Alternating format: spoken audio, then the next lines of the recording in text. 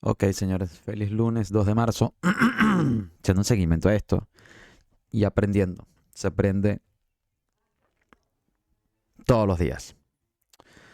Hice un video y de verdad que hoy escucho a todo el mundo diciendo que el mercado va a caer o que el Bitcoin no va a caer, que nos están mintiendo. Y claramente todo el mundo saca una narrativa y un video porque es el tema del día, ¿no? Yo no estoy sacando un video si va a caer, si esto va a subir, simplemente para ap- aprender. Aprender, sigo los indicadores y veo cómo el mercado actúa y trato de o sea, estoy siguiendo este escenario. Ya han habido muchos escenarios anteriormente. Esto no es la primera vez que hay una guerra con Irán entre Israel y Estados Unidos. Entonces, mi objetivo no es venderte una narrativa si esto va a caer, si esto va a subir, simplemente entender o tratar de entender cómo se manejan los capitales. Dicho esto, yo me puse a seguir los indicadores. Vemos que ciertamente la volatilidad de index apertura de mercado ya estaba en 25, pero bajó a 21,06, o sea, tuvo una corrección.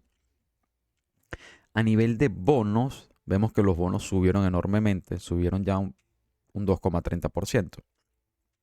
¿Esto qué quiere decir? Que el bono, el inversionista, está exigiendo una mayor rentabilidad para comprar deuda americana. Entonces, los bonos bajan de precio para que entren compradores y así se consigue un rendimiento más alto. Recuerda que el Nova no es mi fuerza, pero no es mi fuerte, pero simplemente el cupón se vio por el precio del bono y ahí se saca el yield. Pero conclusión, vamos a simplificar las cosas. Los bonos están cayendo de precio, por eso el yield sube, están pidiendo un mayor rendimiento.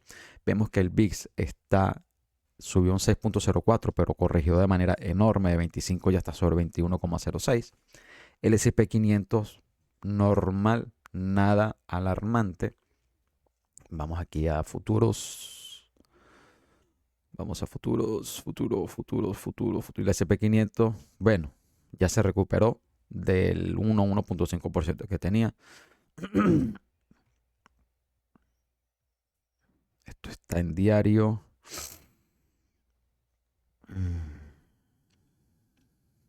Por lo tanto, no hay nada de pánico. Simplemente, vamos a verlo en una hora. Sí, aquí estuvo el gap con que abrió y más bien ya se recuperó. Si lo vemos en diario, más bien se recuperó el SP 500. O sea, no hay una caída ni el 1 ni el 5. Yo cuando lo vi en la madrugada tiene una caída del 1,5, 1,6%.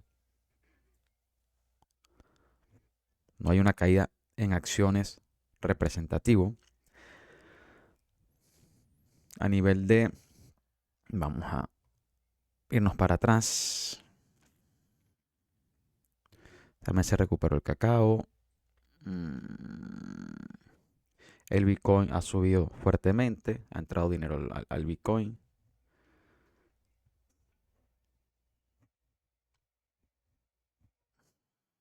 El oro también había subido un 2, un 3%, pero ya se regularizó. Vemos aquí en 1,16. Ciertamente el cobre, el platino y la plata han bajado y ahí es donde quiero entrar con respecto a los pares de un beta alto, que es el neozelandés y el dólar australiano, el dólar neozelandés, pues están correlacionados por los commodities, por el crecimiento de la economía. Cuando hay alta liquidez, hay crecimiento, hay expansión. Dichos países se ven, o dichos países, dichas monedas se ven beneficiados porque son gran exportadores de cobre, de hierro, y por lo tanto se ven beneficiados. Por aquí vemos la tabla del día de hoy. Ciertamente el Brent, el petróleo ha subido por el riesgo del cierre del canal. Vemos el SP 500 aquí, que se recuperó. O sea, es un movimiento normalmente, o sea, no es nada alarmante, menos 0,05.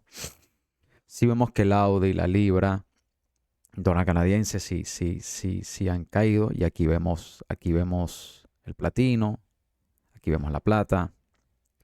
Aquí podemos ver qué es lo que ha caído, más el índice Nike que también ha caído. Pero bueno, entonces es lo que yo empiezo a ver. Después veo la prima de riesgo, cómo está la prima de riesgo, que tanto ha subido. Vamos a buscársela. Ya la tengo por aquí.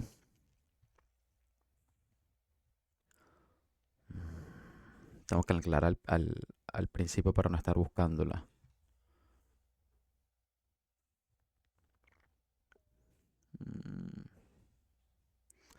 La primer riesgo está en 3.12. Vamos a ver el VIX. Bueno, aquí lo tengo, disculpa, eso es el VIX. Ya va por 20.93. La que corrigió bastante. La primer riesgo sí está en 3.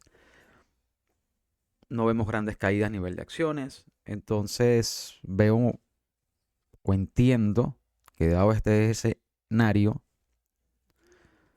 ciertamente los inversionistas están exigiendo una mayor rentabilidad por la prima de riesgo, una prima de riesgo a 3, simplemente van a exigir mayor rentabilidad, mayores ganancias para yo asumir su riesgo. Igualmente con los bonos, vemos un índice del dólar, a ver cómo cierra, si vemos y abrimos gráfico. Vemos también, vamos a ponerlo en diario, vemos cómo superó la barrera de los 97. Habría que ver si se mantiene sobre estos niveles y hay una correlación entre la subida de los yield y la subida del índice del dólar, ver cómo esto se mantiene. Entonces, resumiendo, tenemos un índice del dólar que subió un 0.99, entre el 0.91 y 1%. Tenemos la prima de riesgo en 3.12. Conclusión, exigen mayores ganancias, mayor rendimiento para asumir el riesgo. Futuros, vemos que el SP500, una caída muy leve, muy leve. O sea, no hay dinero corriendo, cerrando posiciones en acciones, yéndose a bonos, porque los bonos, si vemos, los bonos no solo a nivel, el español de 10 años estaba cayendo, ya se estabilizó. El alemán, como vemos, subió, pero subió, cayeron los bonos porque su yield subió, pero nada significativo. Por lo tanto, esto no es que esté creando, no estamos en pánico. No estamos en pánico. A nivel de Forex, yo tengo una venta por debajo, porque me interesa es el neozelandés y el Audi. ¿Por qué? Por su beta, porque en estos escenarios leí, busqué la historia y son los que tienen mayores recorridos, son de un beta más alto. Acuérdense que el beta es la volatilidad del producto que estamos operando. Y a nivel de Forex, estos pares que yo opero son los que tienen mayor beta. Por consiguiente, yo hice la venta, pero yo no fui de loco y dije, bueno, yo voy a vender ahorita. Tengo una zona marcada institucional que me voy para semanal y es esta área que está aquí, que concuerda, la voy a expandir, concuerda con toda esta área que está acá. Que en su debido momento, los institucionales tenían esta barrera fija, en su debido momento se rompió esta barrera, volvió a esta barrera, podemos llamarlo barrera, podemos llamarlo zona gris, como queramos llamarle, volvió a cotizar por debajo de dicho valor y después la superó. Y es un valor que tengo que tener pendiente, los 0.59275. Si ellos van a permitir que se perfore esta barrera o simplemente la van a defender. No colocó, sino que colocó mi venta por debajo de dicho valor para ver si él va a cotizar, dada esta volatilidad, dada este escenario geopolítico que estamos viviendo, me voy a cotizar por debajo de dichos valores. Con el Audi contra el dólar australiano, contra el dólar americano, exactamente igual. Yo me voy a semanal, que me voy a mensual y tengo esta, que no está tan clara, pero está aquí. Aquí no fue muy rota, o sea, aquí, o sea, no es una zona que esté muy clara, si es clara claramente, esta es el 2022. Pero tengo como zona marcada los 0.7957. Una zona que me ha cerrado por debajo de los 0.7957. Ya anteriormente a este escenario geopolítico que se presentó el fin de semana, él nunca se sostuvo por encima de los 0.7957, pero me entró una consolidación. No sé si a quien están acumulando para después irse para arriba o están tomando beneficios para luego caer. Normalmente las caídas son más fuertes, como aquí. Él cae, pero si el precio se queda aquí por mucho tiempo, el precio ya es aceptado. Y puedo ver que se me dispare y se me vaya hacia los niveles de 0.73889. Si yo minimizo esto, vemos aquí cómo él llegó a esta zona y automáticamente se disparó. Luego aquí en esta zona, en esta barrera de 0.73809, el precio subió, fue rechazado, reingresó y miren cómo cayó de manera agresiva.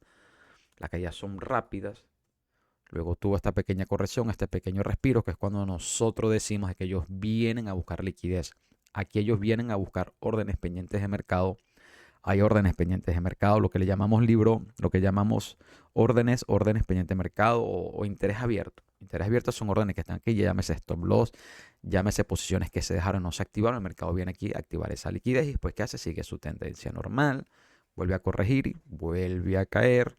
O sea, lo que quiero es esto. Mira cómo llegó a esta zona, rechazó, subió y después se fue. Bueno, aquí está pasando exactamente lo mismo. Entonces, ¿qué quiero ver yo? Que si dado este escenario se mantiene, se prolonga en el tiempo, ver cómo va a reaccionar estos pares con beta alto. ¿Vendo ahorita? No, simplemente no vendo. Necesito una confirmación del precio, que al final el precio descuenta absolutamente todo.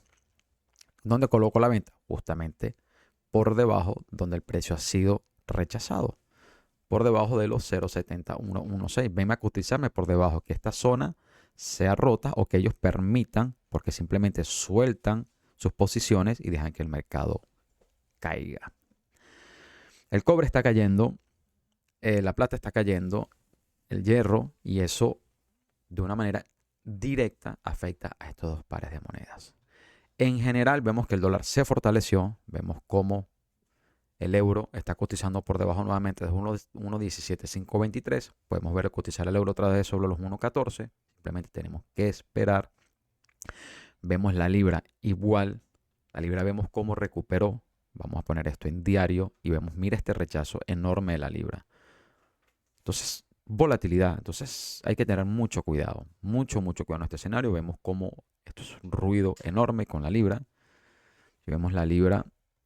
Igual yo aquí no hago nada, me está solo para yo poder aplicar esa venta tener que romperme no solo los 1.32.419, sino venir y perforar los 1.29.9833. Por eso no tengo ninguna posición en la libra. Si vemos el franco suizo, está aquí, como si se disparó de una manera exorbitante. Fue lo que más me impresionó, fue el franco suizo. Cómo cerraron posiciones en el franco suizo y compraron el dólar. Fue el par que más se movió. Un movimiento increíblemente exponencial. Fue el par que más se movió. Si vamos a Forex, vamos a minimizar esto. Minimicemos y busquemos USD Chef.